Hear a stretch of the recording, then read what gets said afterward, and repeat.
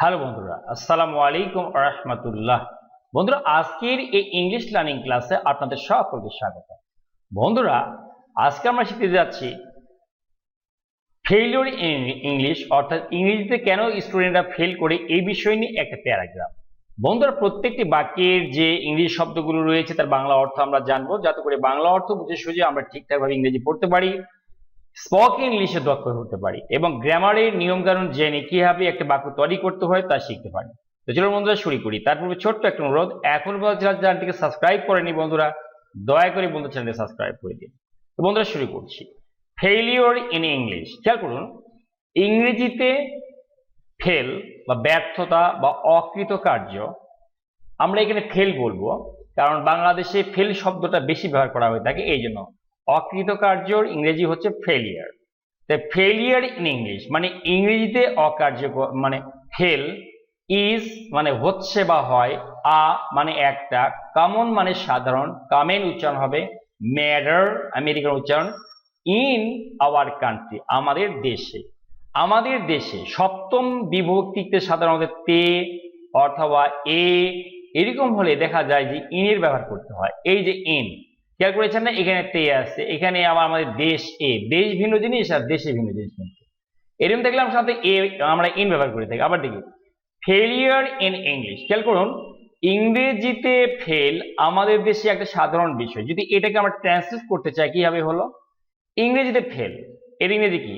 Failure in English, হচ্ছে বা হয়, এটা আমরা বাংলায় লিখি না, কিন্তু ইংরেজিতে আমাকে অবশ্যই ভার্ব ব্যবহার করতে হবে। ইজ হচ্ছে, একটির ইংরেজি হচ্ছে আ, আ কমেন মানে সাধারণ, ম্যাটার মানে বিষয়, ইন আওয়ার কান্ট্রি মানে আমাদের দেশে। এভাবে আমরা কাটা কাটা করে ইংরেজি ট্রান্সলেশন করার চিন্তা করব, স্পোকেন ইংলিশে ব্যবহার করার চেষ্টা করব। এরপরে নিচের অংশটা দেখবো আমরা কি লিখছে। There are many reasons for the failure of the students in English. এবার খেয়াল করুন, এখানে বলা হচ্ছে যে ইংরেজিতে ছাত্রদের ফেলের জন্য অনেকগুলো কারণ দায়ী।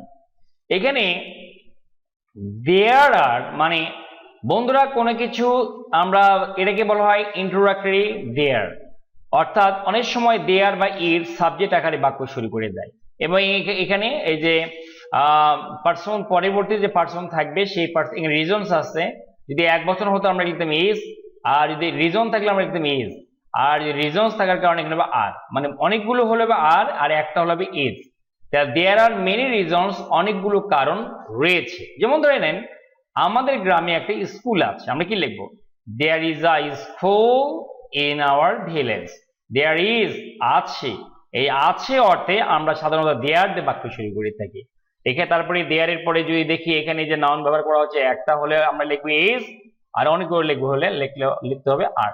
তাহলে দেয়ার আর মেনি রিজনস, অনেকগুলো কারণ আছে, কি জন্য? ফর মানে জন্য, কিসের জন্য? দ্য ফেলিয়ার মানে এই ব্যর্থতা বা ফেলের জন্য। কাদের ফেল? অফ দ্য স্টুডেন্ট, ছাত্রদের। এই যে এর মানে এর বিভক্তি হলে আমরা সাধারণত, ষষ্ঠ বিভক্তি হলে সাধারণত আমরা অপের ব্যবহার করে থাকি, মানে এর বোঝাতে আমরা কি ব্যবহার করে দিই? অপের। For the failure of the student, ছাত্রদের এই যে ফেলের জন্য অনেকগুলো কারণ আছে। কোন বিষয়? ইন ইংলিশ, ইংরেজিতে। এর আগেই বললাম সপ্তমী বিভক্তি এবং থাকলে সাধারণত ইন ব্যবহার করতে হয়, এই তে থাকার জন্য আমরা এতে ইন ব্যবহার করেছি। আবার দেখি দেয়ার আর মেনি রিজনস, অনেকগুলো কারণ আছে, ফর দ্য ফেলিয়ার ব্যর্থতার জন্য, অফ দ্য স্টুডেন্ট ছাত্রদের, ইন ইংলিশ ইংরেজিতে। ইংরেজিতে ছাত্রদের ফেলের জন্য বা ব্যর্থতার জন্য অনেকগুলো কারণ রয়েছে। এবার দেখি প্রথম কারণটা কি। ফার্স্টলি আমরা জানি প্রথমত আওয়ার এডুকেশন সিস্টেম, আওয়ার মানে আমাদের, এডুকেশন মানে শিক্ষা, সিস্টেম মানে ব্যবস্থা, শিক্ষা সিস্টেম ইজ ডিফেক্টিভ মানে ত্রুটিপূর্ণ। এটা হচ্ছে ডিফেক্টিভ মানে হচ্ছে, ডিফেক্টিভ মানে ত্রুটিপূর্ণ। তাহলে প্রথমত আমাদের শিক্ষা ব্যবস্থা ত্রুটিপূর্ণ। ইংরেজিতে কি হবে? ফার্স্টলি প্রথমত আমাদের শিক্ষা ব্যবস্থা, ইংরেজি কি? Hour education system. হয় বা হচ্ছে, এখানে হয় লেখা নেই, ইজ লিখতে হবে, এরপরে ডিফেক্টিভ। তাহলে ফার্স্টলি প্রথমত আওয়ার এডুকেশন সিস্টেম, আমাদের শিক্ষা ব্যবস্থা ইজ ডিফেক্টিভ, এটা একটা ত্রুটিপূর্ণ। এরপর নেক্সট বা ফল্টি লিখতে পারতাম। এরপর কি আছে? দি English text books of our country are not suitable for them. For them মানে ফর দ্য স্টুডেন্ট, স্টুডেন্ট বলতে দেম বোঝানো হয়েছে। ইংরেজি পাঠ্য বইগুলো আমাদের ছাত্রদের জন্য উপযুক্ত না। এই জিনিসটা কি হচ্ছে, দেখো ইংরেজি পাঠ্য বইগুলো ইংরেজি কি হবে এইটুকুর জন্য, দি ইংলিশ টেক্সট বুকস কোথায়কার, অফ আওয়ার কান্ট্রি, আমাদের দেশ এর, এই যে এর জন্য আমরা অফ নিই। আমাদের দেশের ইংরেজি বইগুলো, এরপরে সাবজেক্ট ভার্ব আসবে। আমরা জানি টেক্সট বুকস এটা হচ্ছে সাবজেক্ট, সুতরাং এখানে আর হবে। আর নট, নট মানে না, সুইটেবল মানে উপযুক্ত, ফর মানে জন্য, দেম মানে তাদের, তাদের জন্য এগুলো উপযুক্ত নয়, মানে ছাত্রদের জন্য উপযুক্ত নয়। তাহলে দি English text books of our country are not suitable for them, ইংরেজি পাঠ্য বইগুলো তা আমাদের ছাত্রদের জন্য উপযুক্ত না।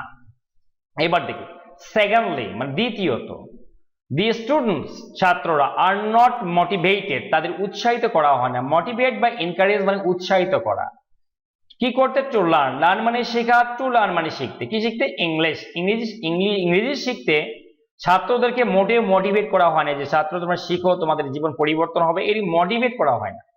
সেকেন্ডলি দ্বিতীয়ত, the students are not motivated, ছাত্রদেরকে উৎসাহিত করা হয় না। আর মানে হয়, নট মানে না, মোটিভেটেড মানে উৎসাহিত করা, এটা প্যাসিভ ভয়েসে আছে। প্যাসিভ ভয়েসের নিয়ম হচ্ছে মোটিভেট তো নিজের থেকে হবে না, কারোর দ্বারা করা হবে। যে কাজ অপরের দ্বারা হয় সেখানে সাবজেক্ট, এই স্টুডেন্টের সাবজেক্ট, এরপরে বিভাগ, এরপরে V3 বসে, বিভাগটা আর, এম ইজ আর বসবে প্রেজেন্ট ফর্ম হলে, তাহলে আর প্রেজেন্ট সিম্পল টেন্স হলে, আর মোটিভেটেড V3 হবে, তাহলে বিভাগ এবং V3 ব্যবহার করতে হবে। The students are not motivated, ছাত্রদেরকে উৎসাহিত করা হয় না কি করতে, টু লার্ন ইংলিশ, ইংরেজি শিখতে। লার্ন মানে শেখা, টু লার্ন মানে শিখতে, ইংলিশ মানে ইংরেজি, ইংরেজি শিখতে উৎসাহিত করা হয় না। এরপরে দে থিঙ্ক, তারা মনে করে, দ্যাট যে ইট ইজ আননেসেসারি, এটা অপ্রয়োজনীয়, টু স্পেন্ড, স্পেন্ড মানে ব্যয় করা, টু স্পেন্ড মানে ব্যয় করা, টাইম সময় ব্যয় করা, লার্নিং ইংলিশ, ইংরেজি শিখতে। ইংরেজি শিখতে গিয়ে যে সময় ব্যয় সেটা অপ্রয়োজনীয়, এটা স্টুডেন্টরা মনে করে। দে মানে স্টুডেন্ট, দে তারা, থিঙ্ক ভাবে, মনে করে, দ্যাট যে ইট ইজ এটা হচ্ছে আননেসেসারি অপ্রয়োজনীয়, টু স্পেন্ড ব্যয় করা, টাইম সময় ব্যয় করা, লার্নিং ইংলিশ ইংরেজি শিখতে সময় ব্যয় করে এটা অপ্রয়োজনীয়। তারা মনে করে ইংরেজি শিখে সময় ব্যয় করা অনর্থক। মোর ওভার উপরন্তু বলা হয়, English is a foreign language, দ্বিতীয়ত উপরন্তু দেখা যাচ্ছে ইংরেজি, ইংরেজি হচ্ছে একটি বিদেশি ভাষা। উপরন্তু ইংলিশ, ইংলিশ ইজ মানে হয়, আ মানে একটি, ফরেন মানে বিদেশি, ল্যাঙ্গুয়েজ মানে ভাষা। তাহলে উপরন্তু ইংরেজি একটা আন্তর্জাতিক ভাষা। কি বলা হচ্ছে, এটা একটা বিদেশি ভাষা। এরপরে আছে পরের অংশ, ইট সিমস এটা মনে হয়। বন্ধু ইট মানে এটা, সিমস মানে মনে হয়। মনে রাখবেন ইট তো third person singular number, present simple টেন্সে থার্ড পারসন সিঙ্গুলার নাম্বার হলে ভার্বের সঙ্গে এস বাই এস অথবা আইএস যুক্ত হয় নিয়ম অনুসারে। তাহলে ইট সিমস এটা মনে হয়, কি মনে হয়, ডিফিকাল্ট, কঠিন মনে হয়, টু দেম তাদের কাছে। তাহলে ইট সিমস এটা মনে হয়, ডিফিকাল্ট কঠিন, টু দেম তাদের কাছে। এইভাবে কাটা কাটা করে আমরা লিখে দিব। তাহলে এটি তাদের কাছে কঠিন মনে হয়, ইট সিমস এটা মনে হয়, ডিফিকাল্ট কঠিন, টু দেম।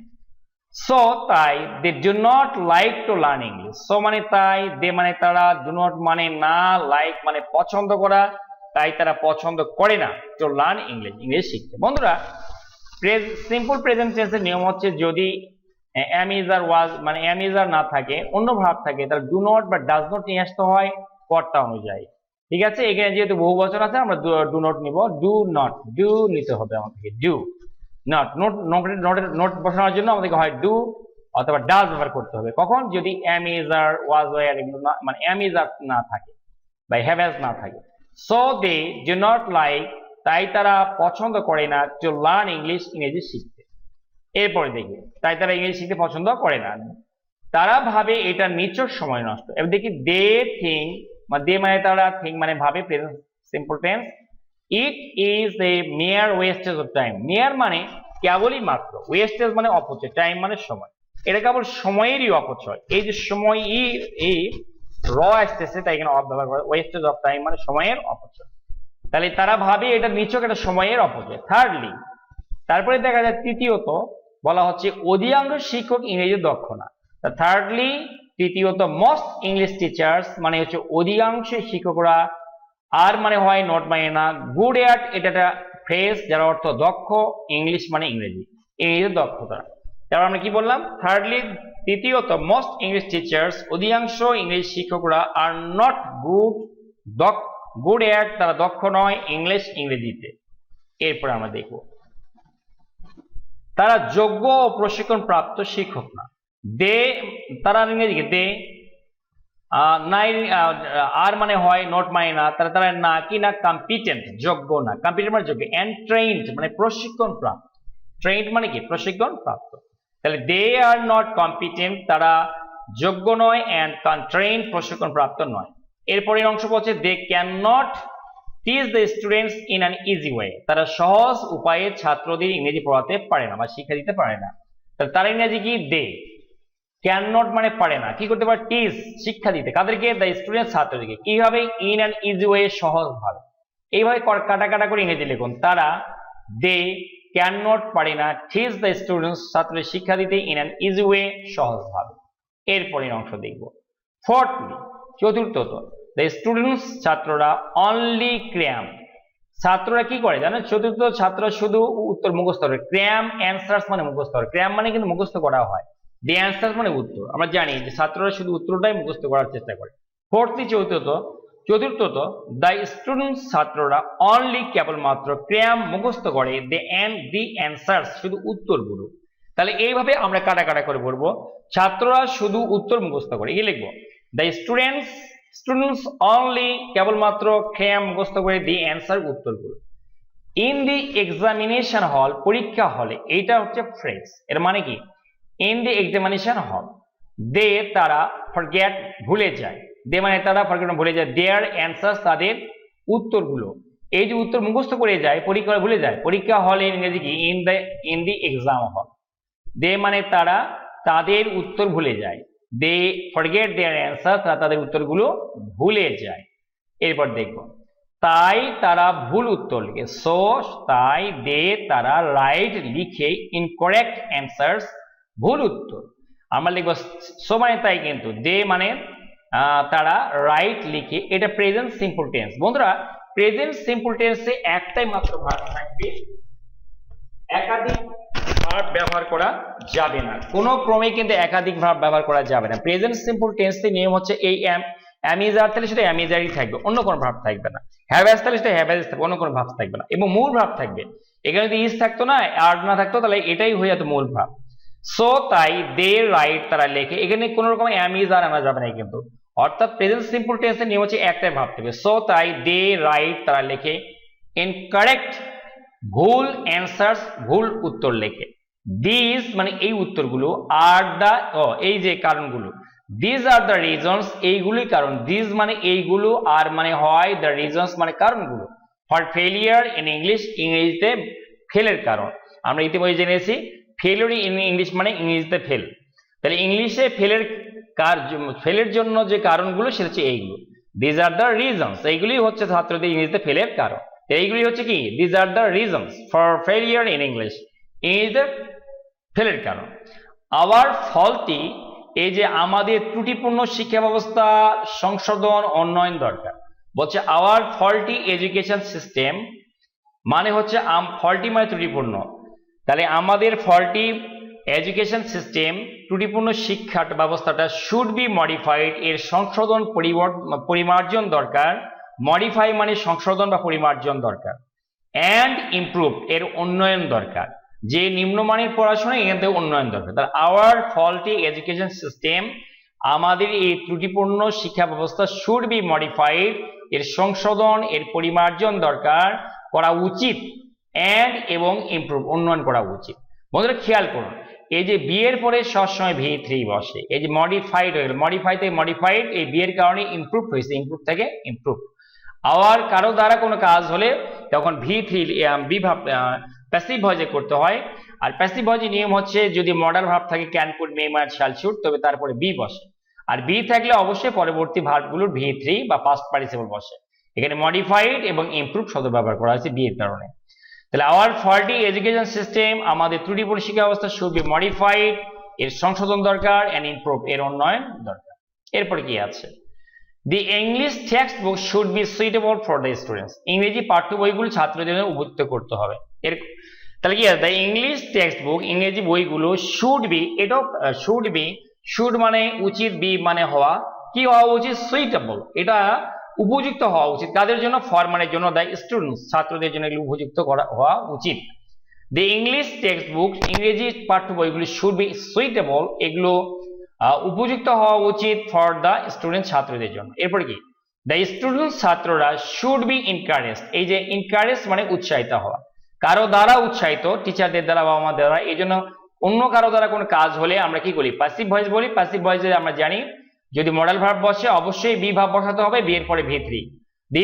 দ্য স্টুডেন্টস, ছাত্ররা শুড বি এনকারেজ, তাদের উৎসাহিত করা উচিত টু লার্ন ইংলিশ, ইংরেজি শিখতে। তাহলে the students should be encourage, এদের কি করা উচিত, উৎসাহিত করা টু লার্ন ইংলিশ, ইংরেজি শিখতে।